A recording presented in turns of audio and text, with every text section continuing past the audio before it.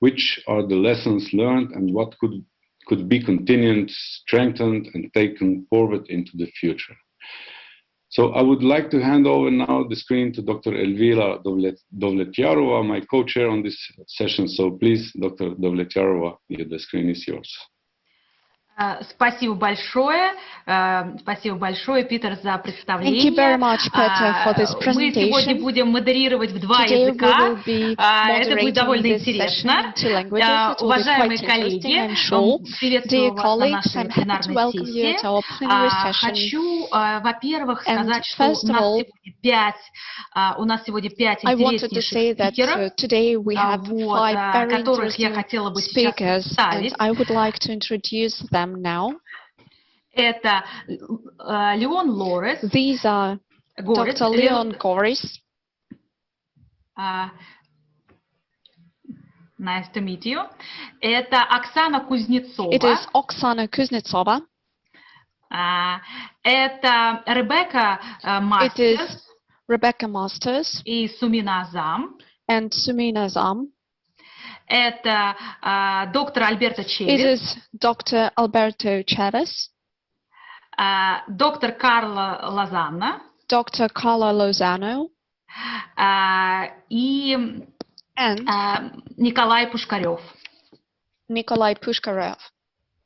Уважаемые спикеры, хочу напомнить вам, что тайминг нашего сегодняшнего спича 10 минут, после чего будет обсуждение ваших докладов.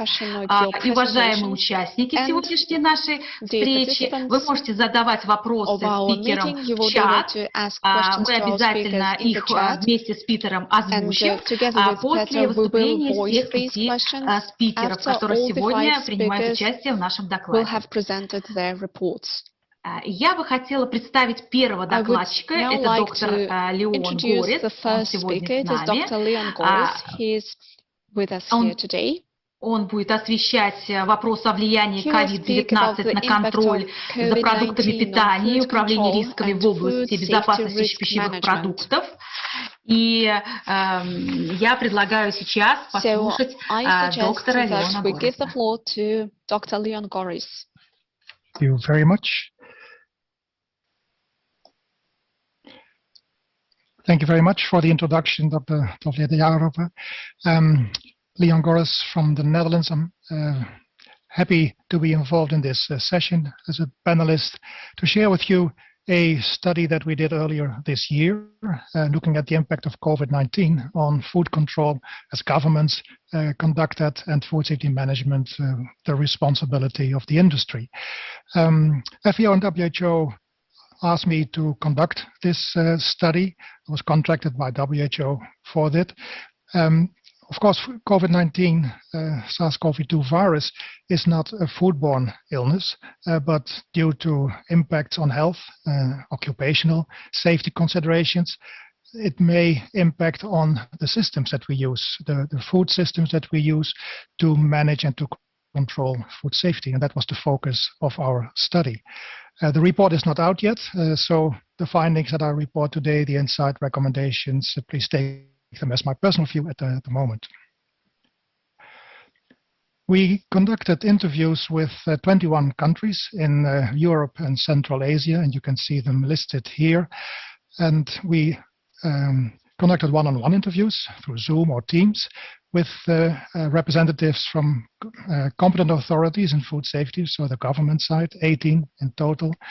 We conducted interviews with industry, 3 food business operators, and 10 food industry associations, representatives of the industry.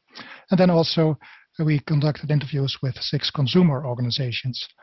So in these interviews, we used a structured questionnaire. We went through questions on the experience of the interviewees, how had they and their organization experienced the COVID-19 pandemic impacting on food control or food safety management. From the consumer side, how did they experience the information, their own, let's say, experience of COVID-19? We also did literature study, but only looking at results from Europe and Central Asia that were relevant to add to the experience of the interviewees. Obviously, we didn't sample. We had a kind of a small sample, especially on the industry side. I think we covered quite a lot of competent authorities, but on the industry side, consumer organization side, of course, maybe our sample was somewhat small. But I think we got quite consistent feedback from the stakeholders, and I think it might reflect well what the experiences were of people in different roles for food safety control and food safety management. Very importantly, we heard that the business continuity had been quite a problem, showing some of the vulnerabilities of our current food safety systems. Of course, government and industry have different aspects of food safety to control, but their organizations were certainly affected. People had to work from home, people were restricted in travel, in communication. At local and at regional and global level, that really was something that impacted on the organization and their processes of food safety control or food safety management. What the experience was that processes and ways of working were changed quite rapidly. Travel restrictions were overcome by virtual means of communication between government and industry. Resource challenges were there. Sometimes food safety staff was reassigned to non-food safety work, for instance, helping industry from the government side, helping industry implementing COVID-19 mitigations in their operations.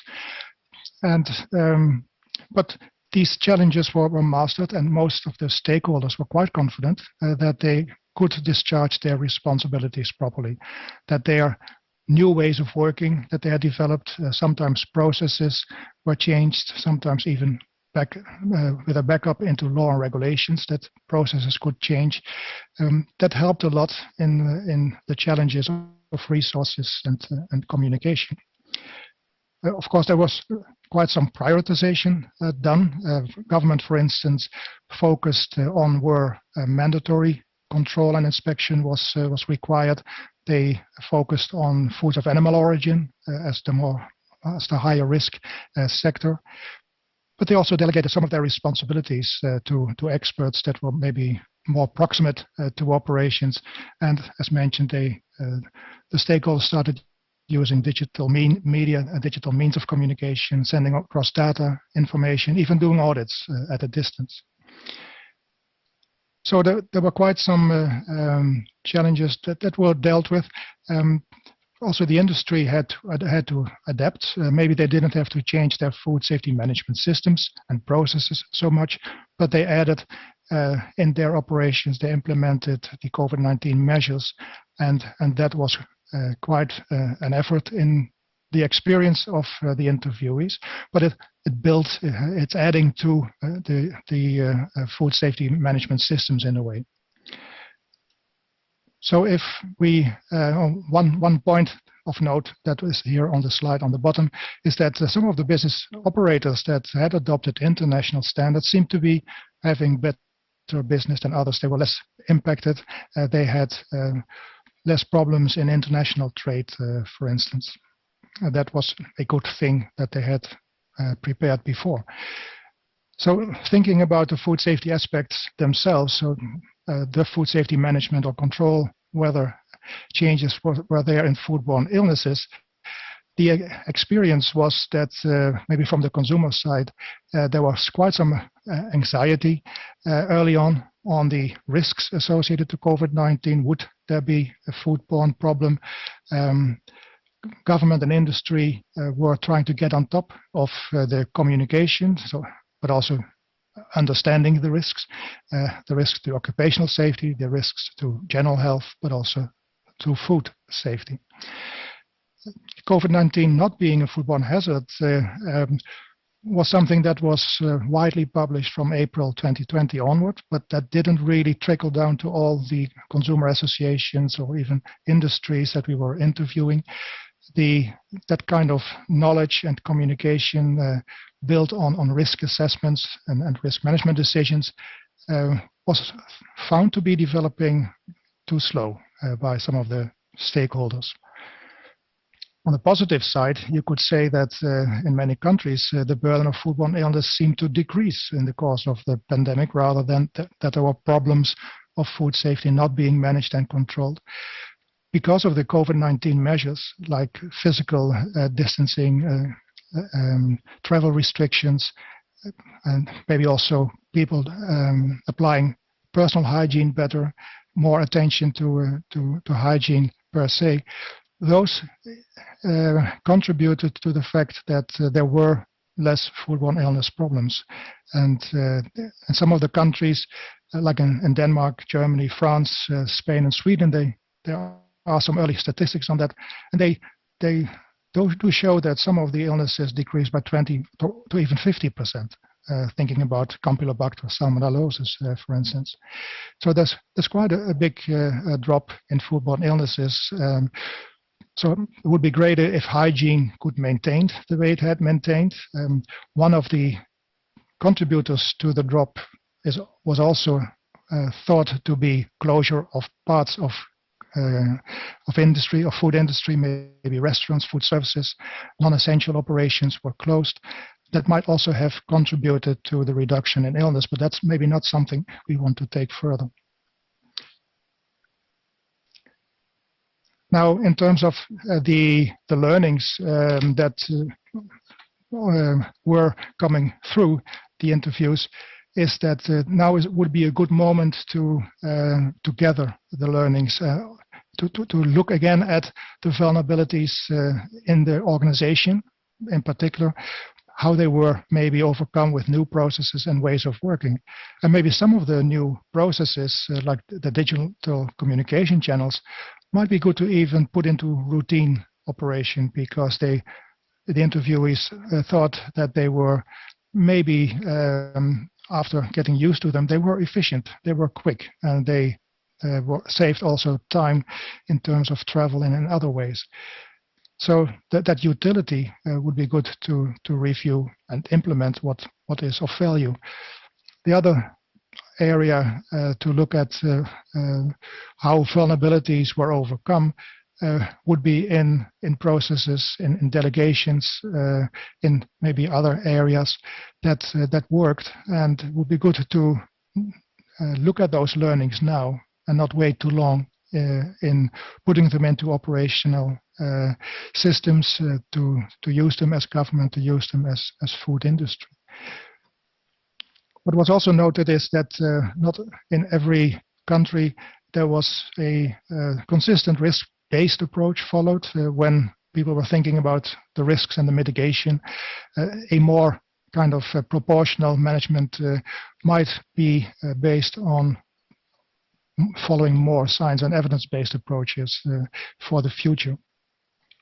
Where I would like to end with is that we also think that it's important for the stakeholders to get more of a foresight into the things that are happening. Of course, the bigger challenges, climate change, environmental changes, resource shortages, new consumer behavior, zoonotic illnesses spreading. There are many of these challenges that are there, but it would be good to have more forward-looking approaches next to the risk-based approaches that capture some of those challenges early on and bring them to the food operators, to the governments, so that they can harness their food systems in a timely way.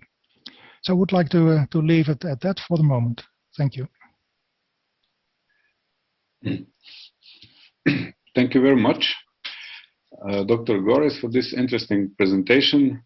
It's almost nice to hear something positive came out of the COVID-19 restriction measures. And you mentioned what it was. So I see that we will not have time enough to have some direct responses now to your presentation. So we decided that we will have possibility to put the questions in chat, which then, according to the time that will be left, we will then read out to those that they were meant. So I would now like to introduce our next speaker, Dr. Oksana Kuznetsova, Director of the Gorbatov Federal Scientific Center for Food Systems in Russian Academy of Sciences. So Dr. Kuznetsova, the screen is yours. Yes, thank you very much. Now I'm going to share with my screen and my presentation. So, yes, I think it's right. I'm going to speak Russian because it's more comfortable for me, and you have translation, so I think it also will be comfortable to you. Thank you very much indeed, colleagues, for this opportunity to speak at such an important session. Indeed, the issues related to sustainable development and to food safety become more and more relevant today. It's related not just to COVID, but also to the fact that we are indeed facing new risks, including risks in the food systems that we have to evaluate. We have to assess them at a global level in all the countries, and we have to consider how those risks are traveling around the food chains. And I would like now to briefly present our Federal Research Center. We include 11 scientific institutes that work in different areas, and basically we cover all the food science in the Russian Federation. That includes almost 2 million people who are working in the agro-industrial system of the Russian Federation. There are 30 industries, 60 kinds of manufacturing, and more than 22,000 enterprises. As part of our scientific activities, we have determined that we will contribute to sustainable development. We will support a number of sustainable development goals. We will scientifically accompany those goals in order to understand how to better achieve them in Russia and in former USSR countries. And we also communicate with our foreign colleagues in order to develop a better understanding of sustainability and safety of food systems. We have determined 4 goals for ourselves. It's first of all goal number 2, because we are dealing with food, so the goal of abolishing hunger is one of the most important ones for us. We would like to also abolish all forms of malnutrition and to create sustainable systems of producing food and ensuring resilience. We also are dealing with goal number 2, that is related to good health and well-being, reducing mortality from non-infectious diseases. We also are pursuing goal number 9, which is industrialization, innovations and infrastructure. And for ourselves, we have also determined goal number 12. It is responsible consumption and production. And we understand that our consumers are not always aware of the fact that they also bear responsibility for the amount of waste that they are forming, and that could actually be avoided. And that would allow to optimize the manufacturing processes, but also to improve the situation with the carbon footprint that we are all talking about today. Let us now consider the data of the Statistical Service of Russia. Unfortunately, this is data for 2020. The life expectancy, and this is data before COVID, so it will probably now be adjusted. So the life expectancy in Russia is 73 years, and in 2020 it is 58 years. It is related to the pandemic, naturally. Still, for a number of regions, we see the prevalence of malnutrition and bad nutrition of children younger than 5 years of age, and there are 7% of children with obesity and 3% of children with exhaustion. Regarding the absence of food security, the acute level is observed in 0.3% of cases, and moderate level is observed in 6.2% of cases. Regarding the food prices, unfortunately, they are now quite high. The government is trying to restrict the prices, but since there are 5 million people that are out of work, of course, there is a huge impact on their purchasing power. Now, regarding families that are lacking money for food, in 2018 it was 0.5%, but we are forecasting an increase of this index in 2020. It is related to the global economic crisis and also to COVID, naturally. Although when we assess the production efficiency in different industries, we see that demand is increasing and the production is increasing, but people prefer to buy cheaper goods. As colleagues, we have also conducted a research about the COVID-19 impact on food safety. We did that in 2020, naturally, and this is a very similar study with very similar results. In our study, we had 16 countries and 825 food companies. We used a questionnaire, and our respondents and consumers in particular shared their feelings of COVID impact. Of course, the COVID-19 pandemic did have an impact on food accessibility. It was related to logistical collapse. It also had an impact on food safety. People started to be more cautious about food safety. And it was very surprising for us that a number of respondents said that COVID had an impact on the environmental aspect of food production, because people started to understand that the pandemic, in particular, some factors influencing their lives can also be observed in nature. The main trends that we observed were related to the fact that consumers and producers started focusing more on the agro-industrial sector, on innovative technologies and environmentally friendly technologies.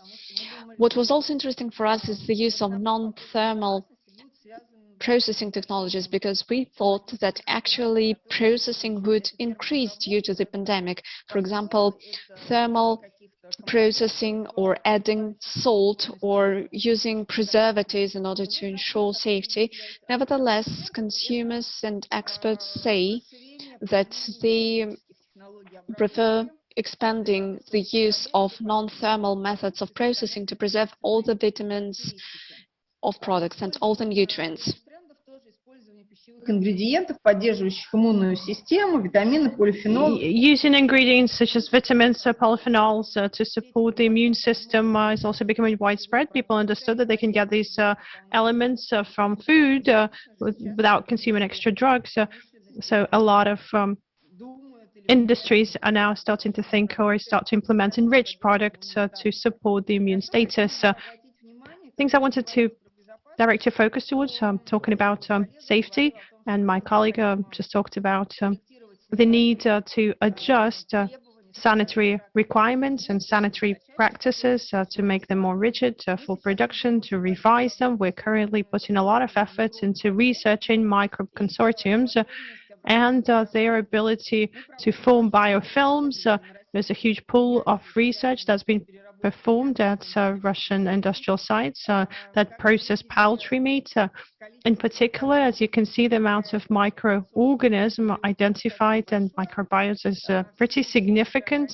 All of these microorganisms are very diverse, and the problem of biofilms being developed in this consortiums is really a huge issue.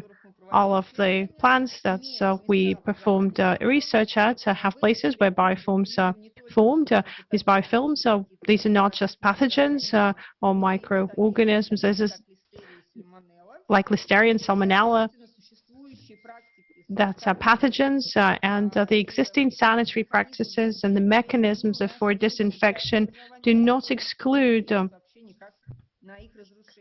the formation of biofilms. So a lot of effort is currently being put into developing physical and chemical methods, first to prevent the development of biofilms and aimed at destructing them on production surfaces. Because we see a huge risk associated with this. There's also an ongoing research, large-scale one, to assess the extent to which the viruses can inhabit the surfaces of equipment, the surfaces within the biofilms, whether that's possible or not. Preliminary data indicates that they can. Связанных с детекцией вирусов на поверхности. And there are certain complications with detecting virus surfaces, and we're working on this currently actively. Legally, viruses such as hepatitis A and E for meat raw materials are not normalized, but we know the European experience, we know European instances where hepatitis E viruses feel very well in pig liver and then can be transmitted to humans and cause diseases. We're carrying similar research for Russian production sites as well. The next risk. Sorry, I have to remind you of time. Yes. Также я хотела бы сказать, что мы сейчас тоже много занимаемся. I also wanted to note that we're actively working on antibiotic resistance, the stamps that circulate in our production sites, and these are resistant to main types of antibiotics used for meat production and medicine alike. We're also assessing the chemical risks. We can see that the technological methods that are currently applied that traditionally can cause, like one of the chemical risks I can cite, the change in the spatial structure of amino acids from C to D, and we know that these can be cancerogenic in many cases, leading to a lot of bad effects for humans, and our job is to identify the stages at which they're formed and impact the technological stages associated. To conclude, I wanted to say that sustainable food systems is not just about safety, it's also about environmental and economic sustainability, and it's important to keep a balance. If we don't focus on the environment, we'll fail with the economic sustainability, and if we focus on the other, vice versa. Social sustainability is the basis for all of these aspects. A lot of nations, a lot of peoples identify themselves by products, alimentary products that they consume, and we shouldn't overlook this when we focus on all the other aspects. Thank you so much for your attention, colleagues. Thank you, Oksana. Thank you. A very interesting account of what your research institute is doing. Indeed, the Federal Scientific Center for Food Systems is one of the leading institutions in Russia, and the Russian Academy of Sciences, which I also represent, has a basic department, has a federal center, and this is really inspiring because we have a lot of research, scientific activities, and thank you so much for joining us today.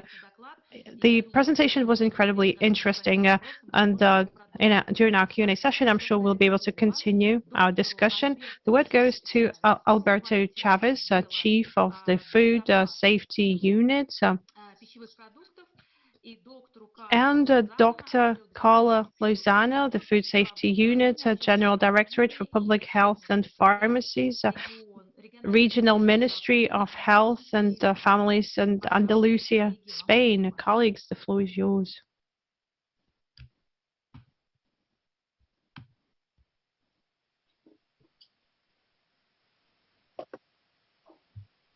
Извините, выключен звук. Apologies, colleagues, you have not enabled your microphones.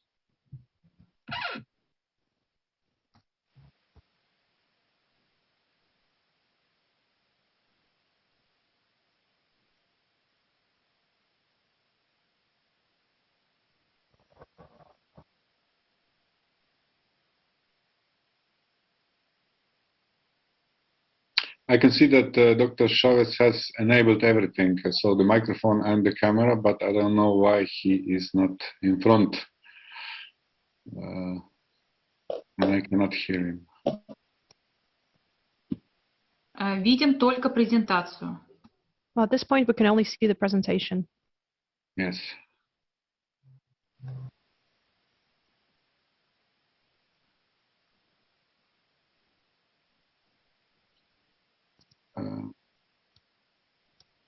Elvira, maybe we should stop video and mute. I don't know. Yes, yes, yes. Okay.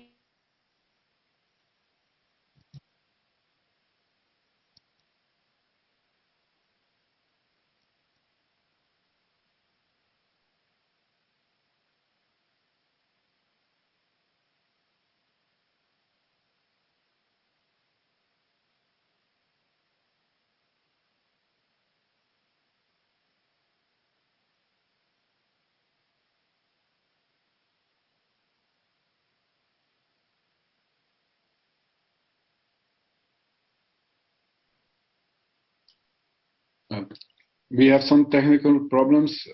Dr. Chavez, can you hear me? I can see you, yeah, but we cannot hear you. And there was your presentation before that, but now it's gone.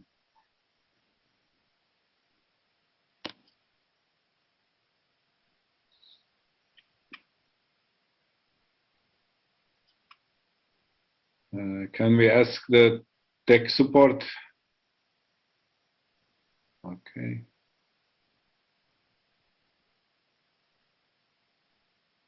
We can see the presentation, but still cannot hear you and see you.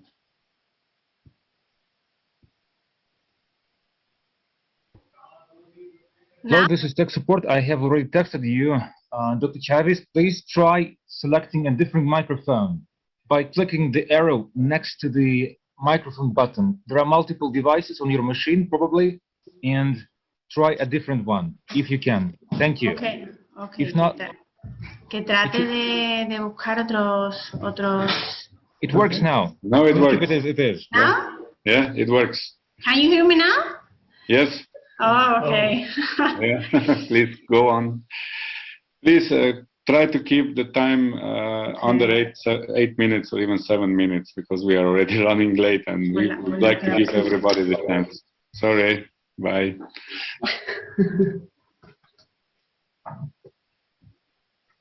Okay. So now, good afternoon. Thank you very much for letting me participate in this event. Congratulations for the great organization. I'm proud to be able to present CIEGA of Andalusia here with all of you. My name is Carla Lozano, and I'm a pharmacist, and I work as a technical advisor in the Food Safety Service of the General Directorate of Public Health and Pharmacy of the Regional Ministry of Health and Families. First, I'm going to tell you something about my land. Andalusia is a region located in the south of Spain with 8.5 million inhabitants. When you think in Andalusia, you can see wonderful beaches, excellent food, great people, but not only that. It also has a very powerful health system with magnificent professionals and strong public health. Our Department of Public Health is made up of different areas such as pharmacy, prevention, health promotion, epidemiological surveillance, food safety, and environmental health. More than 1,500 public health professionals working for health surveillance, food safety, and environmental health. During the summer of 2019, we had a listeria outbreak in Andalusia. It was of the largest in the world. Thereafter, we learned many things, but one of them was we wanted to improve the surveillance systems, and we promoted a listeria extraordinary plan with almost 42,000 visits to food establishments and created the CIEGA. The CIEGA is the acronym for Genomic Epidemiology Integrated System of Andalusia. CIEGA is an Andalusian initiative pioneered in Spain that wants to take a first qualitative step in the field of health surveillance, specifically in the field of food safety, thus facilitating and supporting the decision-making in the prevention and control of foodborne disease, which in turn will result in greater protection of people's health. The general objective is to identify early and precisely through genomic sequencing the pathogen of interest associated with food outbreaks, and thus improve surveillance capacity and better define the intervention to be carried out. The CIEGA main drivers are its Andalusian project, it's an entirely Andalusian initiative. It's a pioneering project in Spain that we are the first community in Spain to implement this system. One health approach that I don't have to explain that concept. Comprehensiveness in a single genomic database, all the samples are collected. Precision, that thanks to genomic sequencing, it is possible to identify precisely the microorganisms responsible for any process, viral or bacterial, and this is very important for the outbreaks. Anticipation, because thanks to the precision of the technique in the identification of microorganisms, will be detecting more quickly than before. And the last and not less important, the genomic generation of knowledge and promotion of research. The genomic database allows us to share information from public genomic database from different territories and compare cutting-edge and innovating experience worldwide. So, and how we may? Well, we may in a practical way. I'm going to explain how we are doing these systems. The first step is the strain isolation, which can be made in either food safety lab or animal or plant health labs, and also in clinical labs. This is our main V2, the One Health approach. This lab sends the strains isolated to a nominated lab, nowadays, two nominated labs. These two labs make the DNA extraction procedure and store the extracted DNA and send it to the sequencing lab. This sequencing lab upload the sequences to a shared server, and CDA, the bioinformatics area, perform the bioinformatics pipeline, updating the CIEGA database and merging a standard sequencing report for each strain. This information in the database is made partially public using the technology of the next strain application, which is used for COVID surveillance. Today we have phylogenetic trees of Salmonella, Listeria, Campylobacter, and E. coli, and coming soon Legionella, with a total of more than 800 strains in total of the three relevant areas, such as food safety, animal health, and public health. Andalusia, as Carla said before, Andalusia is exporting more than 8 million of its agri-foods products to more than 30 countries of the 5 continents, and we are receiving more than 30 million of tourists, 12 million from other countries. So it's very important for us to have a system, surveillance system, adapted to the latest technology and covering the entire chain to provide a high level of protection to anyone who is related with our land. Thank you very much. Thank you very much.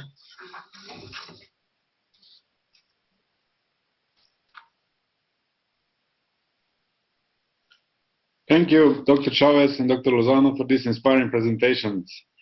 I'm happy to see that the Ministry of Health and the Ministry of Agriculture collaborate in such high-end technology projects, and I think it should serve as a good project example and good collaboration example, as well as the cross-border exchange of data, as you mentioned. And I hope that Europe will come together in the future and the whole global world in this data exchange. So thank you very much. I would now like to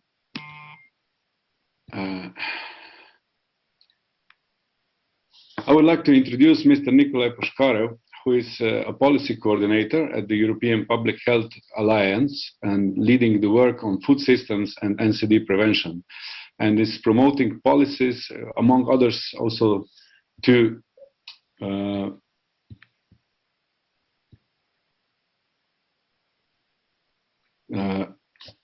I'm sorry, I just lost my note.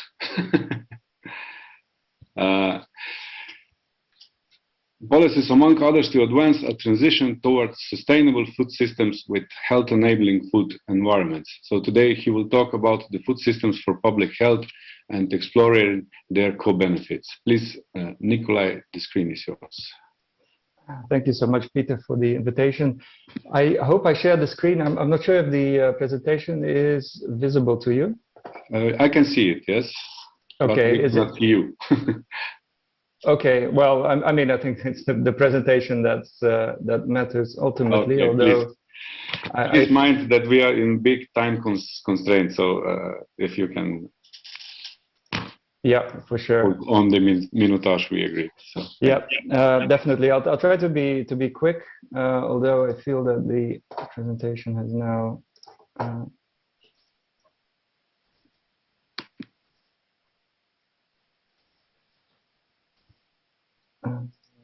Something is going wrong, it seems. Just 1 second.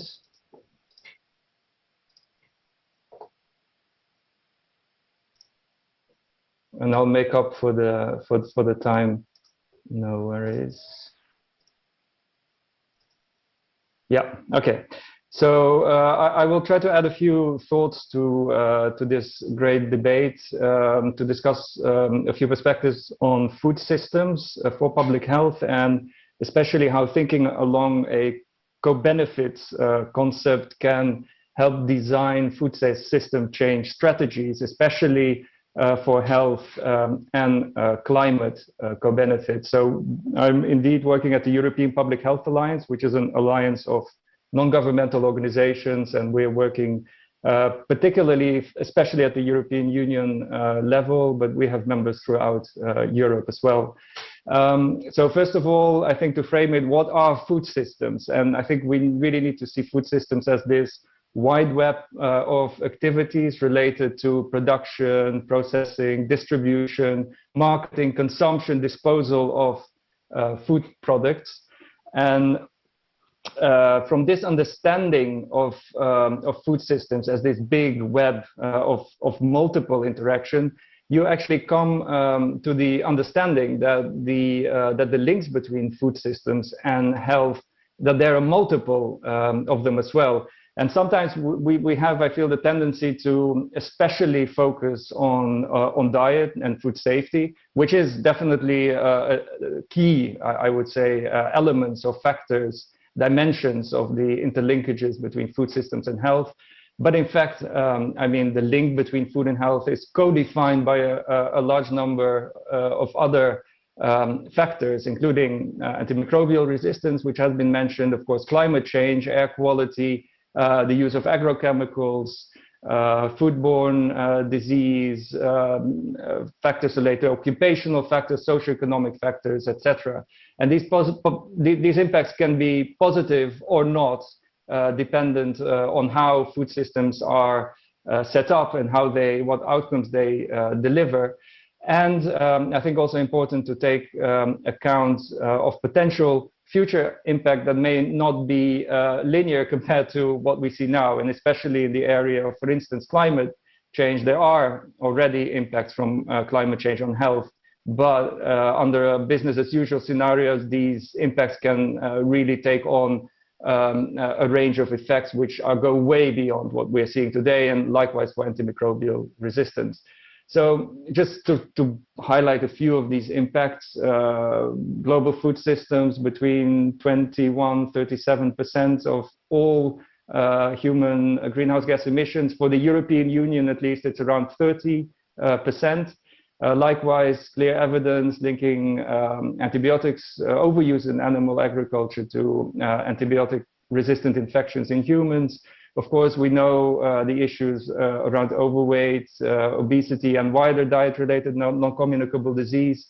Less highlighted, but very real, certainly in Europe, is the link between agriculture emissions and air pollution, especially particulate matter 2.5, which is really significant. And likewise, the association with agriculture as a driver of zoonotic infectious disease. I mean, some studies point that it's been a very big contributor globally. And this is just picking out a few of these figures. Now, when we're looking forward, so how do we look at strategies or ways to move forward and to reform and transition in food systems? Then the concept of co-benefits stands out as a very useful one, and there's quite a good paper on this, also published by under the framework of the WHO European Observatory on Health Systems and Policies. And essentially, co-benefits is about hitting multiple flies, if you wish, in one go. And one of the core co-benefits concepts and ideas is certainly the one on sustainable diets, because there's significant evidence that such sustainable diets, so very briefly said, diets high in plant-based sources, lower in animal-sourced foods and processed foods, there's consistent evidence that of a great potential for both positive dietary health effects and reducing environmental footprints, and therefore also environmental health effects. And if we think about, okay, and how do we actually go about moving in this direction, there's many ways, of course, to do it, but maybe especially relevant from a regional perspective is the use of public food procurement as a key lever, because all countries spend money, and all regions spend money on purchasing food. And it is very well possible to use this public buying power really to promote, on the one hand, sustainable healthy diets, and also to induce changes in the market through positive incentives. And also, I think important to highlight, it is really a question of social justice as well, where you really you really present to people and especially when it comes to children in schools, every child has the right to the best possible food, regardless of the backgrounds of the children. So the public food procurement is a key. I mean, if you look at the European Union, around 80 billion euros per year is spent by public authorities on procurement. So this is a really big market force. And changing in public procurement also fits within this wider approach of achieving dietary change through changing so-called food environments, and food environments, of course, being the contexts within which food choices are made, within which we eat. And it is changing these contexts that essentially will enable the achievement of changes, of positive changes in diets and food systems, because ultimately it is context that influence what food we buy and eat. And it's certainly not a question of pointing fingers at people and telling them to eat differently, because everyone knows you need to eat more fruit and veg, but hardly anyone does if the contexts remain the same. So that was my quick overview. I hope that was within time, and we can still have a little bit of time for questions and so forth. Thank you. Спасибо большое, Николай. Очень интересный доклад. Thank you very much indeed, Nikolai. That's been a very interesting presentation. It is interesting indeed for many countries, and it is a very important aspect of life quality and safety. And of course, it was very important for us to hear you today, and I'm sure that there will be questions to you after our final speakers present their report. These are Rebecca Masters and Sumina Azam. They will speak about the step change for a sustainable planet, implementing the United Nations Sustainable Development Goals, a toolkit for global organizations. You have the floor. Thank you very much. Thank you.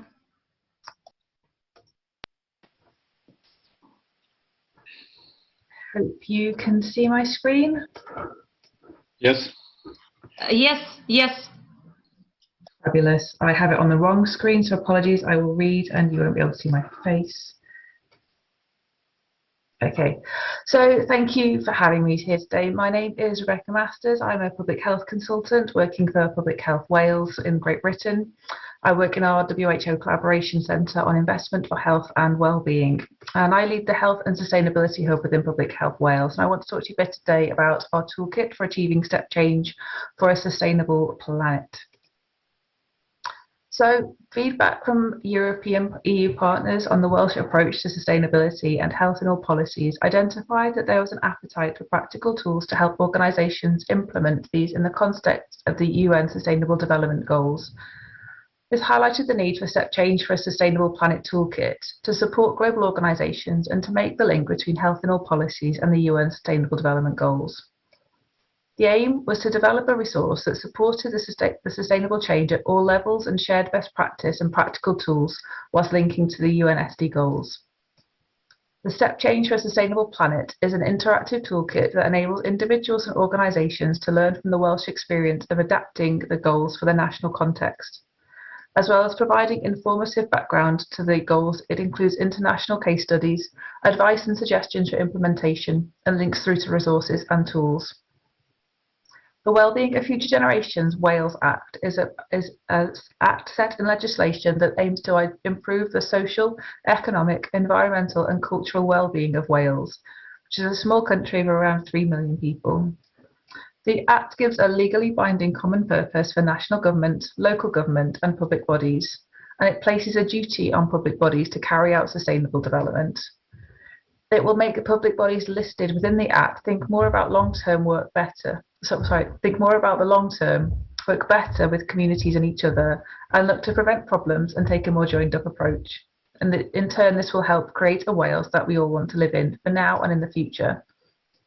It provides details on the goals, details on Wales's approach to sustainable development, including the 7 wellbeing goals and our 5 ways of working, as well as health in all policies and resources, as well as discussing the impact of COVID-19 on the sustainable goals as an example.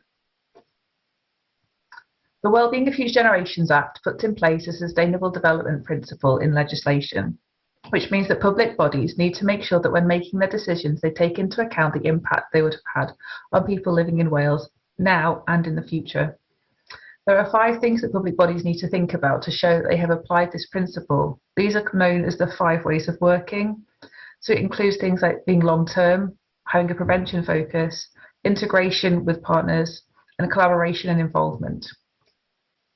The toolkit builds on learning from the report implementing the Sustainable Development Principle, which was developed by Kingston University in London in collaboration with Public Health Wales.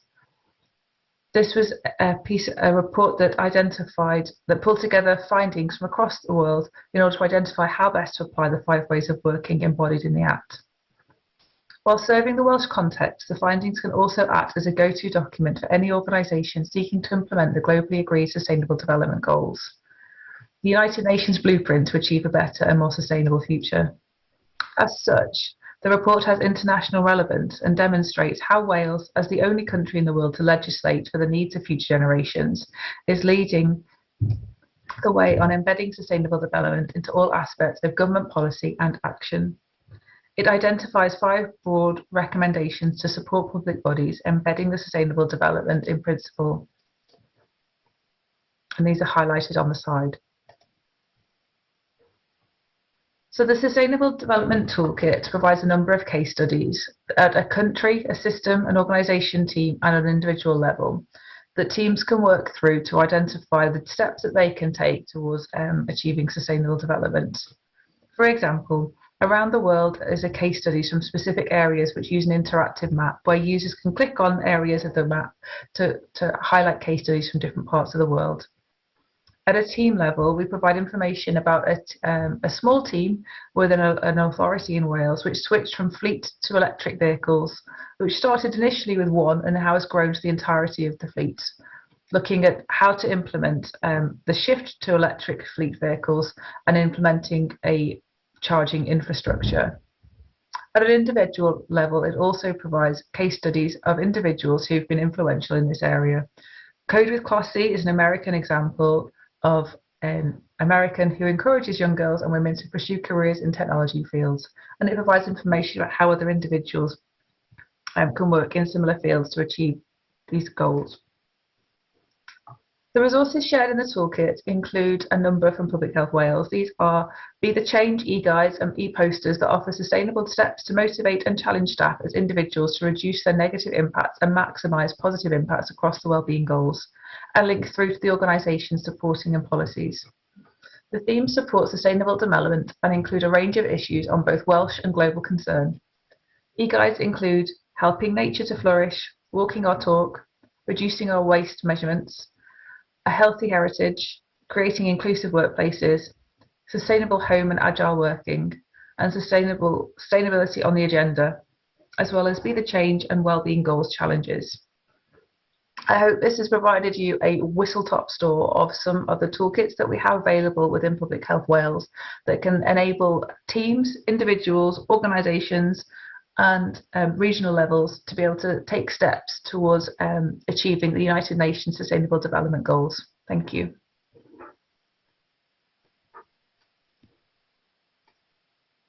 Thank you, Rebecca. Can you hear me? I can, thank you. Yeah, thank you, thank you. Well, it is really nice to see that somehow United Nations Sustainable Development Goals still survived the pandemic, and that there is now an urgency to go back to those goals that we set before the pandemic, and then we try to move forward from that as well. So this kind of toolkits that are, I believe, general, so you can use them in all levels of government, and you can use them also in international organizations, are a valuable input to that. And I think it's all free accessible also on your page. Yeah, so thank you very much for this. I somehow got extra 10 minutes, which we almost used up in our presentations. So I doubt that there will be time for any extra questions for you. I didn't see any questions put in the chat, so that we have nothing from the audience. And I would really like to thank you at this point for your really interesting and very timely presentations. And you're all welcome to the plenary, where we will also present a short summary of and the key messages of all the presentations that we had today, along with the other work streams that went parallel to that one. So I would like to thank you on my behalf, and I would like to give the word to my co-chair, Elvira.